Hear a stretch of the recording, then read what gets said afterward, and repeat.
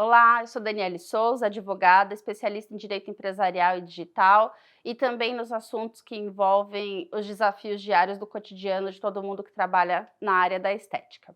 Hoje eu vim aqui para falar com vocês sobre franquias. Franquias é um modelo de negócio super controverso, porque tem gente que ama e tem gente que abomina. Para aquela pessoa que tem o que a gente chama de veia empreendedora, o empreendedor inato, é um modelo de negócios visto com maus olhos, porque eles podem entender que é um modelo muito engessado.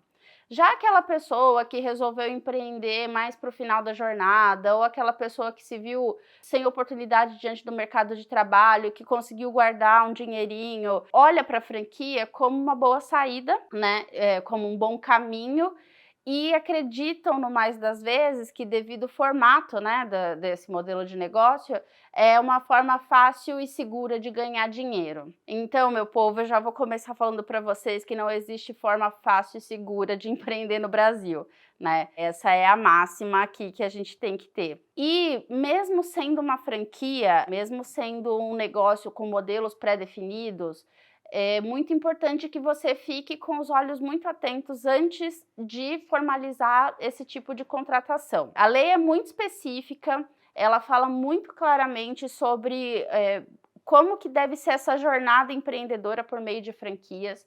E o que eu tenho visto através das consultas que eu acabo prestando, normalmente depois que as pessoas têm problemas em contratos de franquia, é que se a lei tivesse sido cumprida ao pé da letra, aquele problema certamente não existiria. Empreender exige esforço, visão e dedicação, mesmo por meio de franquias. E partindo dessa premissa, a pessoa que pretende empreender, ela tem que estar preparada ou, no mínimo, bem assessorada. Empreender por meio de franquias ainda assim exige um olhar voltado para questões comerciais, para questões de gestão como um todo e para questões jurídicas.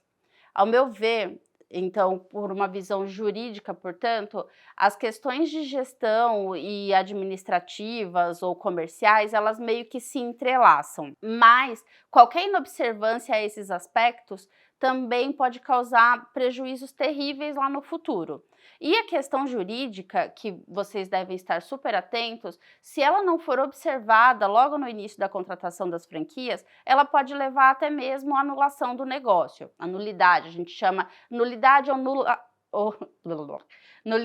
ou anulabilidade dos negócios. É mais uma questão técnica, mas o que eu quero dizer para vocês no frigir dos ovos é que pode tornar o negócio inválido. Vou falar para vocês um pouco de questões comerciais que elas devem ser observadas logo de cara. Quando eu falo aqui comerciais, eu tô falando de comerciais e de gestão, tá, gente? Que elas têm que ser observadas logo de cara, porque se não houver esse modelo muito bem definido, esse desenho muito bem feito na franquia, eu não vejo a razão de ser da contratação de uma franquia. Aliás, antes de contratar uma franquia, uma pergunta muito boa que todo empreendedor tem que se fazer é a seguinte: será que o meu negócio seria um negócio muito mais atrativo, apesar da pessoa não conhecer a qualidade do meu trabalho, só porque ele está revestido dessa marca? Se você parar para analisar bem essa pergunta e a resposta que você vai obter dela, aqui você já vai desistir do negócio de franquia, né? Em alguns casos. E eu acho que no mundo da estética é um deles, assim. Você precisa mesmo avaliar se é a sua qualidade técnica, o seu trabalho que está sendo colocado ali, que é o verdadeiro chamariz, ou se é a marca, né? A marca consolidada, enfim. Vem com a linda, mamãe, vem. Eu costumo dizer também que naquele momento que você está apaixonado pela ideia de tornar-se um franqueado, que você encontrou a franquia que você diz que é a franquia que você gostaria de chamar de sua, você tem que ter uma atitude, tem que adotar uma atitude de distanciamento, aquela atitude de dar 3 passos para trás e olhar para a situação como um todo, como se você não tivesse envolvido nela. E aí, desse jeito, você vai ser capaz, sim, de responder esse questionamento anterior que eu fiz e também de analisar os próximos pontos que eu vou mostrar para vocês. Você acalmou? Você calmou? Calmou? Ultrapassados esses questionamentos iniciais, você precisa parar para observar se essa franquia que você se interessou, se ela é um negócio muito bem estruturado. Então você precisa observar se ela tem a existência de fornecedores homologados, facilidade na distribuição de produtos que fazem parte ali do branding, né? Processos bem definidos, uma rede de distribuição boa de produtos, como que é o treinamento e a comunicação com a franqueadora, se o treinamento é efetivo, se há um bom canal de comunicação, especialmente se os papéis estão muito bem definidos. Então, não adianta você ter uma empresa franqueadora que fica tendo ingerências diretas no seu modo de trabalhar. Para finalizar, é muito importante que você avalie se você admira, se você respeita essa marca. É muito importante que você trabalhe com algo que você respeite e que você concorde com aquilo que é proposto. Se tem um alinhamento de visão e de valores, no final das contas, isso é muito importante. E aí, quando eu começo a falar esse monte de coisa, esse monte de detalhes sobre o modelo de negócios, né? Como é que você vai saber? Eu já tô vendo aquela imagem da Nazaré Boladona, sabe, na cabeça de vocês, assim, você pensando, tá bom, Daniele, como é que eu vou descobrir tudo isso de uma empresa antes de contratar, né, antes de firmar um contrato com ela, porque em geral também há questões de dados sigilosos, daqui a pouco você vai me dizer que eles precisam me apresentar números, enfim, e eu vou te dizer, sem titubear, de uma maneira muito simples, que a lei já previu isso. Existe um documento chamado COF, Circular de Oferta de Franquia, que toda empresa, toda franquia deve fornecer para o pretenso franqueado 10 dias antes da data de que qualquer pagamento seja feito, né? Seja o pagamento para a franquia, para a empresa relacionada à franquia ou para a pessoa ali da área. Esse documento tem que ser entregue para que você analise antes da formalização de qualquer atitude. E aí, a lei, mais uma vez, eu vou aqui puxar o saco da lei, e olha que advogado costuma reclamar das leis, né? Por isso, pela razão, inclusive, que a gente gosta de interpretá-las tanto. Mas eu vou puxar o saco aqui porque a lei é muito específica. A lei fala claramente tudo o que tem que conter nesse documento. Se você fizer uma análise muito atenta a se esse documento respeitar exatamente o que a lei diz, vamos começar assim, documento respeitando exatamente o que a lei diz, e você fazendo uma análise atenta e técnica do que esse documento diz, muita gente não teria caído em algumas enrascadas relacionadas a franquias que hoje em dia a gente vê sendo negociadas no mercado, que de franquia só tem o nome, não é um negócio pré-definido, bem formatado, com regras claras, com transferência de know-how, com processos bem definidos, enfim.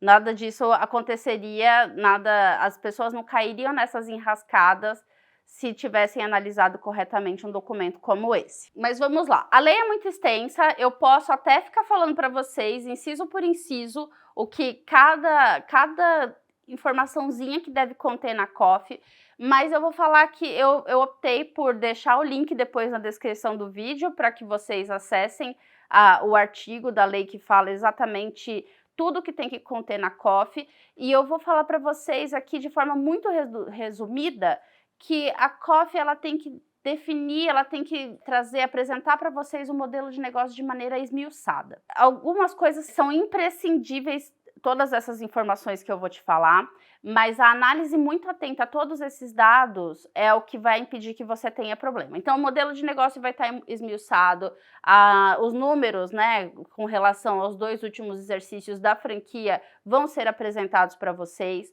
A relação completa de todos os franqueados é apresentada, inclusive dos franqueados que se desligaram da franquia nos últimos 24 meses. Outra questão muito importante é o contato desses franqueados, que ele é facilitado, ele é disponibilizado ali para vocês, tanto dos que continuam ativos, vinculados à marca, como dos que se desligaram, os números dos processos que envolvem a franquia, e aí a lei fala que são processos que coloquem em xeque, né, que questionem esse modelo de negócio. E aí algumas franquias costumam dar de ombros, né, falar: esse processo fala sobre outra coisa, ninguém está colocando em xeque. Avaliem. Para mim, na minha opinião, o mais importante é que vocês entrem em contato com os franqueados desligados. Essas pessoas vão dizer para vocês a razão por que saíram de lá. A lei de franquias também fala sobre a relação de locação quando o imóvel é da franqueadora ou quando o imóvel é sublocado para vocês. Então, tem previsão legal ali, tem previsão legal também sobre todas as questões que envolvem o pós-contrato de franquia, né? Encerrou o contrato de franquia, como que as questões vão continuar a partir dali. Eu costumo dizer para vocês, com uma certa frequência, que o bom documento, inclusive por causa disso, eu falo para vocês não reproduzirem documentos prontos que vocês encontram na internet. Eu costumo dizer que o bom documento é aquele que trata do problema antes dele existir. Então, essa lei, ela fala justamente que no contrato de franquia tem que ter a previsão sobre o que vai acontecer após o encerramento ali do contrato. Vocês não devem, na verdade, vocês não podem começar um negócio achando que é um modelo fácil, que eu não vou ter que me preocupar. Esses dias eu ouvi alguém falando assim para mim, você fica falando de necessidade de pia em todas as salas de atendimento, só que na marca tal, de clínica XPTO, que é uma franquia muito famosa, não tem pias em todas as salas. Sim, gente, a franquia ela é administrada, ela é gerida por uma pessoa, né? E a pessoa nem sempre cumpre o que está ali na lei. Talvez o processo de organização, de adequação física da clínica não seja um processo tão bem definido no contrato de franquia. Ou seja, esse negócio, esse modelo de negócio não prevê, não facilitou a vida do franqueado no sentido de falar assim, olha, quer ter uma clínica redonda, o meu modelo de negócio é um negócio tão bom que eu estou replicando e estou cobrando por isso, vem comigo, vem seguir o meu modelo, e aí você vai ver que ou o contrato ou o modelo de negócio não é tão completo assim, ou a pessoa que contratou, né, o franqueado, resolveu não cumprir com tudo. Então, não é porque tem o nome, a chancela ali de uma marca famosa, que ela está regulamentada, que ela está respeitando tudo o que a lei determina. Então, é bem interessante para vocês avaliarem que não é porque tem uma marca conhecida, largamente propagada, que vocês vão estar seguros. Recentemente, eu me deparei com uma franqueadora que tinha um modus operandi muito interessante. E aí eu fui contratada pelo franqueado e, dentre diversos problemas que ele tinha, um dos problemas era com a franquia e ele estava ali em dúvida se ele manteria a franquia porque ele não tinha sequer começado, então os investimentos ainda estavam no início ali, ele só tinha pago a taxa de vinculação e estava em dúvida se continuava ou se parava, e eu fui fazer análise para ele e tudo mais e comecei a pesquisar os andamentos dos processos em andamento contra essa franqueadora.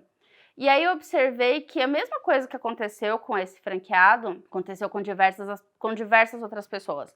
O modus operandi deles era exatamente entrar... O primeiro contato da pessoa interessada com a franquia, eles retornavam quase que imediatamente, dizendo, olha que sorte a sua, você me procurou justamente no momento em que está tendo uma promoção de adesão, de novos franqueados e tudo mais. A franquia custa 4x, mas hoje, se você fechar comigo, se você me der o pagamento inicial e tudo mais, vai custar apenas 1x. E aí a pessoa tá ali, nossa, eu tô querendo investir, e é uma marca, e tá vinculada a um influencer digital famoso e tudo mais. Acho que eu vou entrar aqui, é Deus iluminando o meu caminho, vou entrar nessa história. E a pessoa entrava, né? E aí, quando entrava, fazia o pagamento, de cara o pagamento era feito, recebia uma circular de oferta de franquias com data retroativa, e a pessoa nem pensava nisso, assinava mesmo e tocava para frente, né? E aí os investimentos vão aumentando, porque assim, uma coisa é a taxa de vinculação, depois é a estruturação de um ambiente, né? É contrato de locação com um estabelecimento comercial, que pode ser um shopping, que pode ser um ponto na rua, de qualquer forma são quantias vultuosas, reforma, contratação de engenheiro, enfim. tudo acontecendo ali ao mesmo tempo e a pessoa gastando, injetando dinheiro e acreditando que estava entrando no modelo de negócio de sucesso. E aí você vai se deparando, as coisas vão acontecendo e você começa a observar que não existe processo pré-definido para nada. Não tinha fornecedor homologado no país inteiro para atender aquilo ali. Aí eles falavam, você não achou determinado produto? Vai num atacadista, compra qualquer um, desde que seja X, né?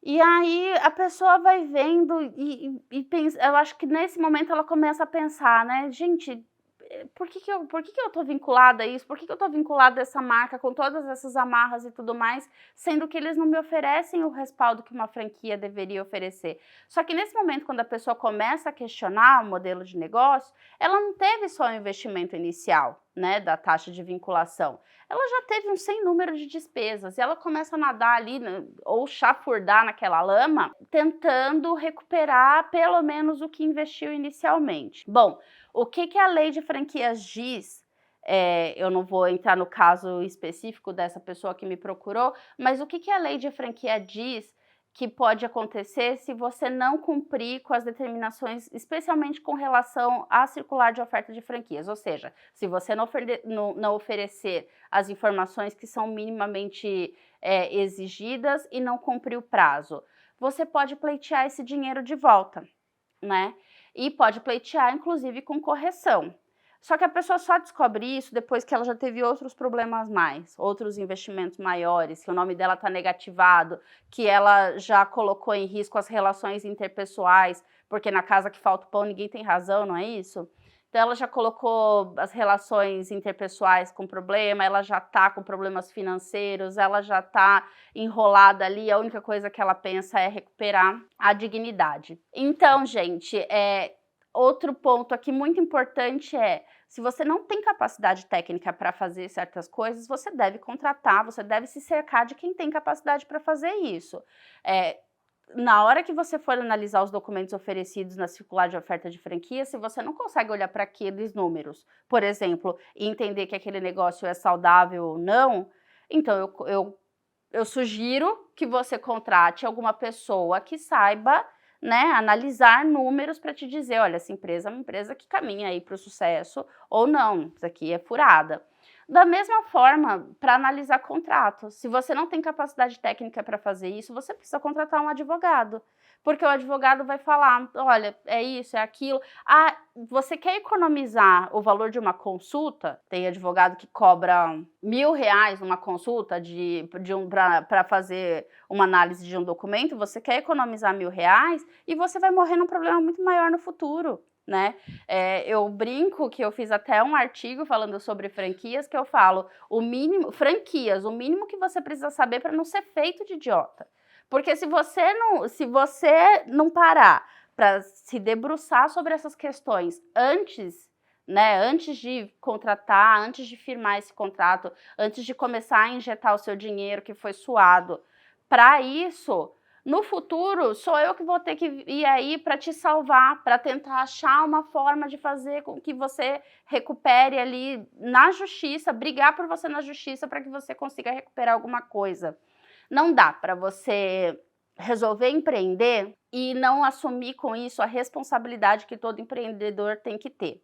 O bom empreendedor, ele vai cuidar da sua atividade principal, como eu canso de dizer aqui para vocês, e ele vai se cercar de pessoas capacitadas para cuidar de tudo aquilo que ele ou não quer pensar a respeito ou não tem capacidade para fazer. Então, hoje, para vocês, eu trouxe aqui basicamente um documento essencial. Na descrição do vídeo eu vou deixar o link para a página do Planalto para que vocês tenham acesso direto à lei, né? E lá também vou falar qual que é o artigo que fala exatamente tudo que tem que constar na circular de oferta de franquias. Não fechem contrato de franquia sem uma boa análise desse documento. Lembre-se, 10 dias antes de pagar qualquer coisa, todas as informações que vão estar descritas ali no artigo que eu vou deixar na descrição tem que constar nesse documento. Se você gostou desse vídeo, se você gosta do conteúdo que a gente apresenta por aqui, não se esquece de ativar o sininho, se inscrever no canal e deixar o seu like. Tchau, tchau!